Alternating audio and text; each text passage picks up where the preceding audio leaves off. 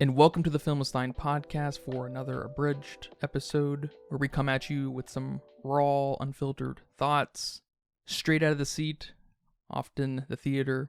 Today I am joined by my creative friend, Lucy. Hello, everyone. I'm glad everybody could join us today. Thank you, everyone, for being here, because today we will be talking about Jared Hess's 2025 release, a Minecraft movie. Of course, I had no idea what to expect going into a Minecraft movie. How could they make a film about something that rejects narrative and only embraces the essence of emergent gameplay storytelling? I thought we were going to have another Borderlands kind of thing on our hands, but I think Minecraft did exactly what I expected. It relied almost entirely on the je ne sais quoi of Jack Black, and I was surprised to be mostly entertained with Jason Momoa's character Garrett. I thought it was kind of funny to offer these modern perspectives on the idea of career. We had Jason Momoa's character who let gaming kind of control his life to the point of ruin.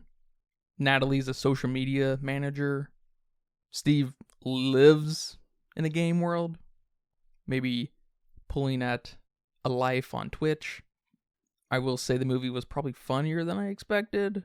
I smiled. We were at the theater, so there's a community culture of everyone being part of the story, being part of the kind of bonfire moments. And I was happy to see the movie end on a note of embracing your creativity at whatever costs. And even going as far as the results not defining your creativity, but more of the drive inside of you. But I'm very curious how you feel about a Minecraft movie. I was really excited to watch this movie after seeing some of the trailers, and of course, seeing Jack Black was going to be in the film. He's an icon, he's a treasure, and he must be protected at all costs. This movie was hilarious, it was action-packed, as they like to say, and it kept me entertained the entire film.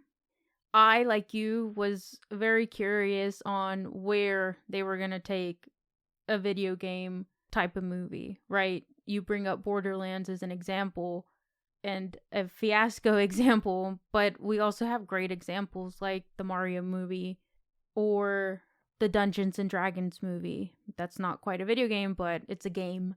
And you almost have too much creativity on where to take these films, how to build a plot. And I wasn't too mad at the plot here in a Minecraft movie.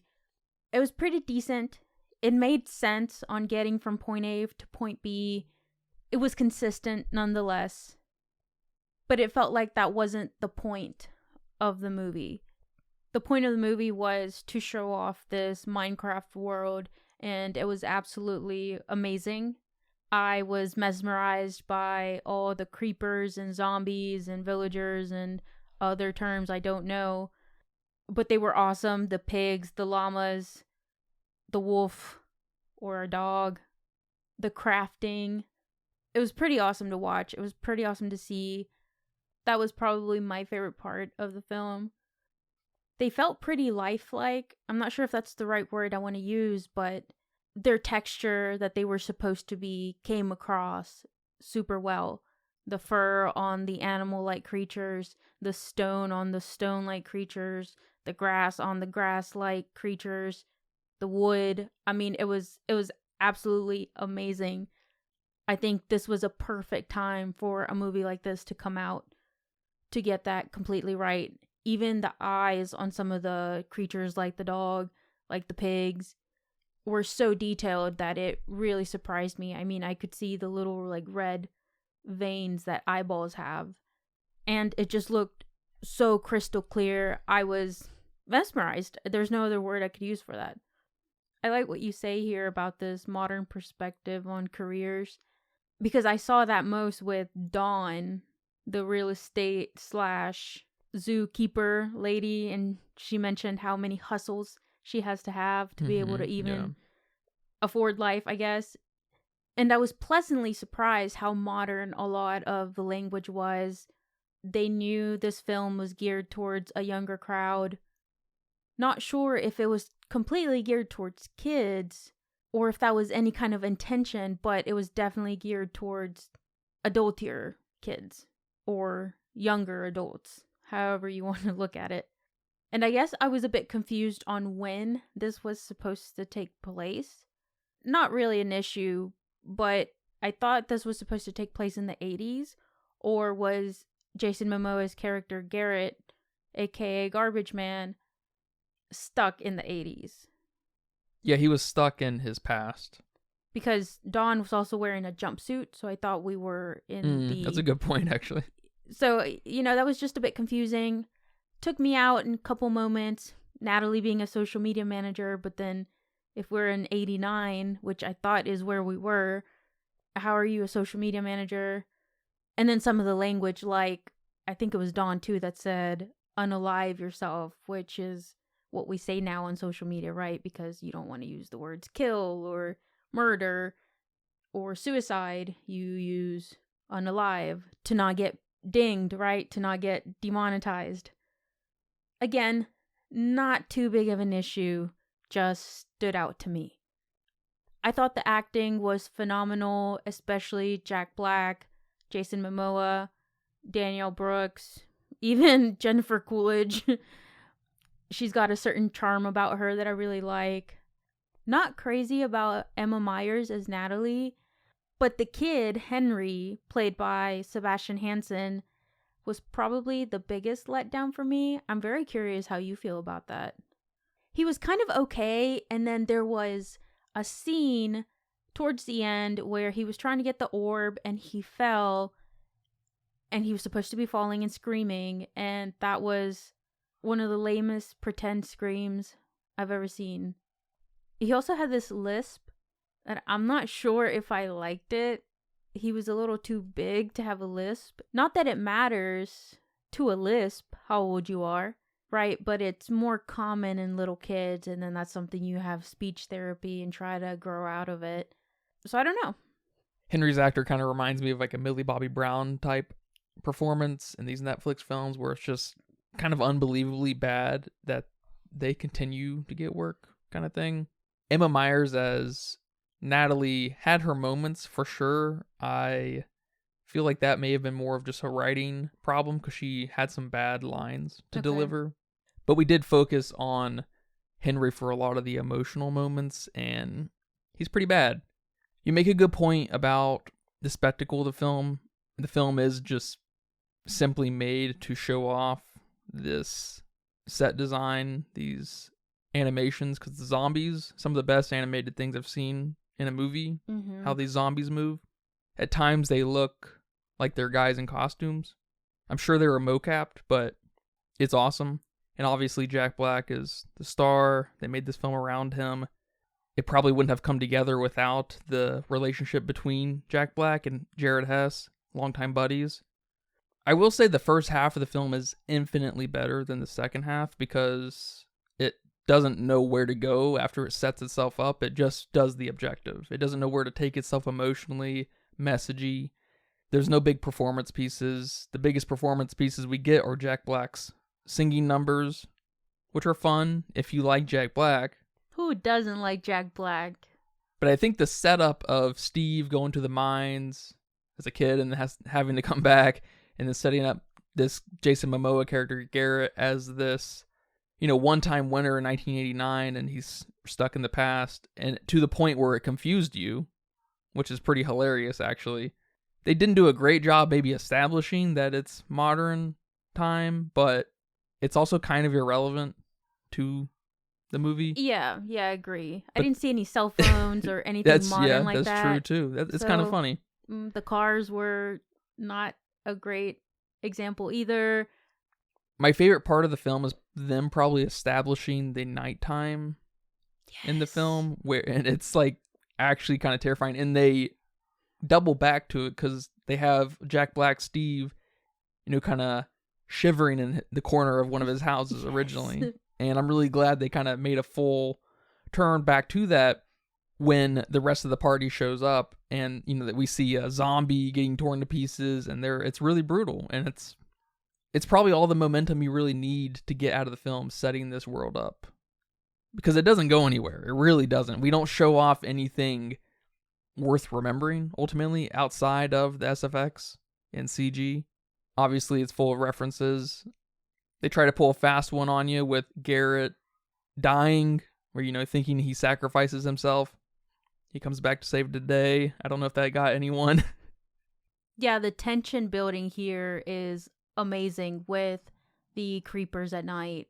I don't know about him dying, but the pigs chasing you, the mine cart scene, you almost felt yourself rooting for the characters to get out of those situations.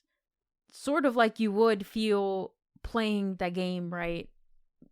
Feeling kind of anxious and having all this tension inside your body, trying to navigate out of a situation like that. It was very amazing, at least how I felt reacting to what the characters were doing. I did have these moments where I gasped and maybe clenched my hands and was just waiting for something to happen, held my breath. And you could even feel the theater doing those same things too, which is pretty crazy. And I do agree with you about it, maybe not lacking messaging, but being confused in the messaging, because what I got from the movie, as far as the message goes, is that growing up sucks and it makes you do questionable things. But then we have that happy ending message that you just need some friends. You just need to embrace who you are. And it works. Yeah, I wish we could have gotten more out of, I don't know, someone, preferably Jack Black, or maybe Jason Momoa's character, Garrett. They seem to present all these problems with these people and not really go anywhere with them. Yeah, well, I think the main thing with them was getting a friend out of all this, because they were pretty lame. They were losers with no friends. And at the end, they learned to kind of like each other. Because we do get that kind of bookendy moment with Jason Momoa's character, Garrett, and that storage unit guy. And he's like, we should hang out, yada, yada, yada. And then Garrett does the same thing to Steve at the very end. It's like, oh, okay, that's nice. It starts to feel like a real movie in those moments.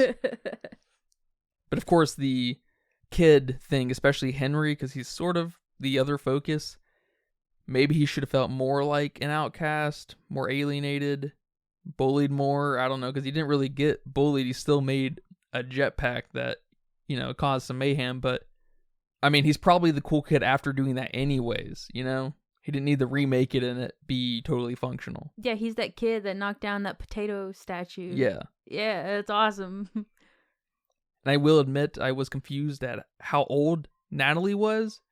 Seeing her drive in the very beginning, I was like, how old is this chick? Their mom died. She has to work. She's clearly out of school, it sounds like. But she looks about 14 or 15. Yeah, she looks crazy young. I thought for a split second that we were about to make her the mom. And then, okay, the mom died. All right, well, that's a little bit better than trying to make her a mom, but... Yeah, that would have been a crazy move. Yes. But she looks 16 when theoretically she was probably 20-ish? Probably. Early 20s. And they sell it by her being a social media manager. It's like, oh, okay, very young person with very young job. Mm-hmm. Got it. Yeah. And I love that she was talking to, exclusively old people at the potato shop. Yeah. Another thing I really loved about this movie is the B plot we got with the villager and Jennifer Coolidge's character, Marlene. She was the vice principal of the school. And there's something about this B plot that I really, really liked. It sort of reminded me of the B plot in the Ice Age films with Scat, the squirrel always chasing the nut. Not really have anything to do with the film, but it's like a nice comical relief, a little bit of this world building. It's so subtle, it's not in your face, and I really enjoyed it. It's not like in other films where you try to do a B plot, but you're trying to develop that B plot and trying to do something and maybe try to tie it back in with the overall film. Which is good if you can pull it off. That's great storytelling, but... And in Ice Age, in one of the films, I think we do pull it off, and it was Scat that caused the meltdown or something in the second film. I'm not entirely sure what happens. But in the first film, it's just a squirrel getting his nut in an ice age. I mean, that's kind of funny. That B plot is just Jennifer Coolidge has gone through a divorce. She wants to meet someone, right? She runs over this villager who escaped into the real world and fell in love. And it was absolutely hilarious and so small that it just fit the film. And I haven't seen a film, at least a recent film, that handled that B plot so well. Yeah, I'm totally with you. I almost wanted more of it. That is obviously the best compliment you can get out of something that's supposed to entertain. You want to be left wanting more, right? Right. She's excellent. She's gotten so good with age, like a fine wine. I thought of Bob from Beetlejuice as the villager escaped. I was like, okay. Hit by the car, falls in love. It's good stuff. I will say it totally lost me.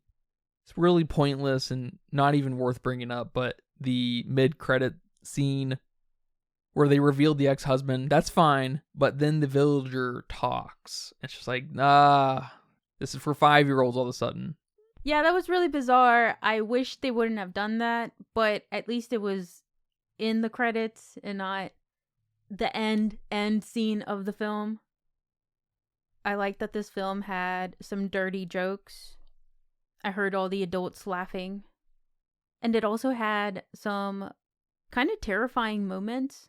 The main one I'm thinking of is when the zombies were getting that sheep and plucking out all its fur. That was crazy. I didn't think they would show that. Yeah, it's pretty brutal. And then when all these things get stabbed. Yes, the stabbing of the pigs. And they get turned into meat. That's cool. But yes. The stabbing and getting turned to meat, it's just out of context of playing that in Minecraft. It's just like, wow, that's pretty brutal, actually. It's like watching My 600-Pound Life and then talking about that show to someone else, and you're like, wow, that's actually really sad what goes on in that show. Yes. I loved it. They could have played up Dennis more. They could have played up Jack Black's longing for Dennis. Maybe longing for the human world in one way or another. We seem to reject that and ultimately kind of land on that. But it does kind of play into what you're saying about this group of friends finding each other. It's almost like the most suggested amount of drama comes from Jennifer Coolidge's character, the principal, because she brings up the divorce several times, very melodramatic. She runs over the villager, falls in love. Like, the most amount of drama we get out of the film is in the super B plot. It's hardly even a B plot, maybe a C plot. It's so off the rails, but it works. Yeah, I was very happy watching this movie. Again, watching a movie like this at the movie theater is such a great call. There were some cringe moments from the audience, I'm not gonna lie, but I'm sure that was just me. I'm sure everyone else just felt the excitement. The whole chicken jockey thing is pretty hilarious.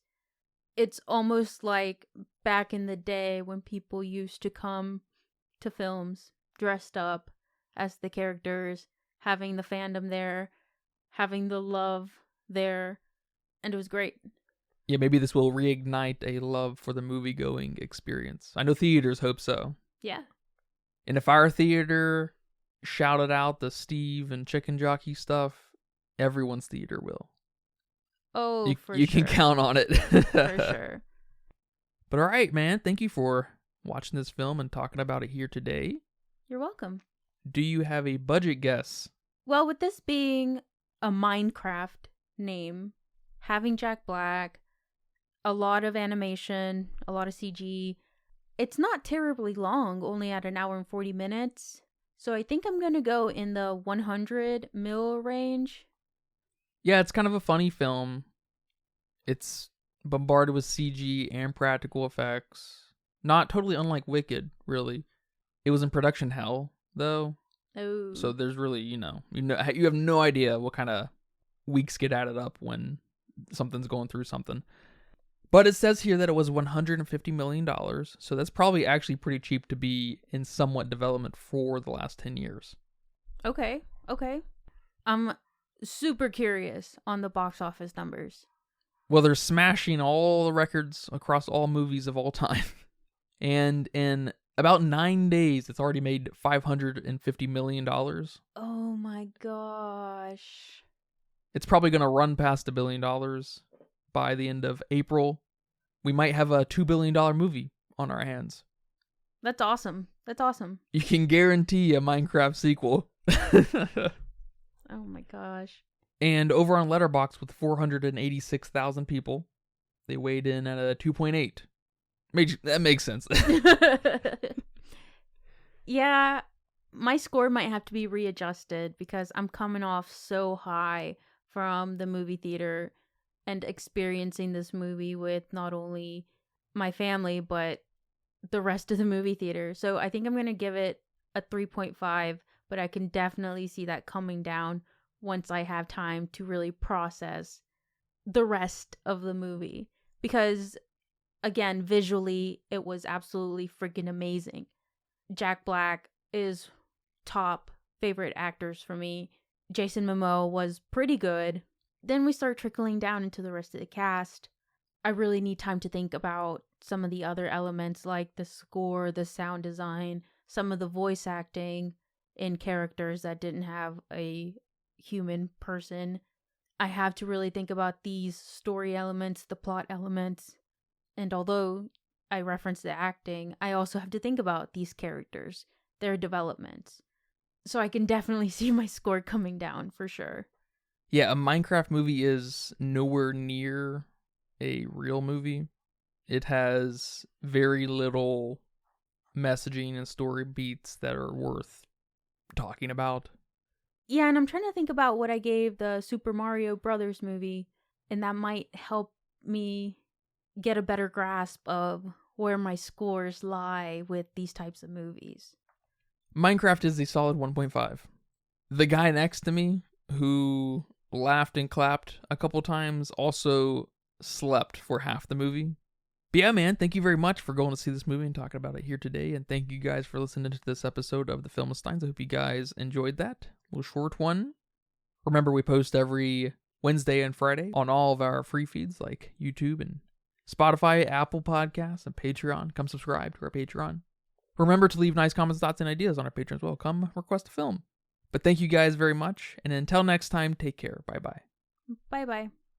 And that's a wrap for today's episode of the Filmsteins. Thanks for tuning in and joining us on our cinematic journey. We hope you enjoyed the discussion and gained some new insights and perspectives on the world of movies. Don't forget to subscribe to our podcast on your favorite platform, especially Patreon at patreon.com/Filmsteins. And follow us on social media for more film-related content. We love hearing from our listeners, so if you have any feedback, suggestions, movie recommendations, or book recommendations, please feel free to reach out to us. Until next time, keep watching, keep loving the magic of movies. This is the Filmsteins signing off.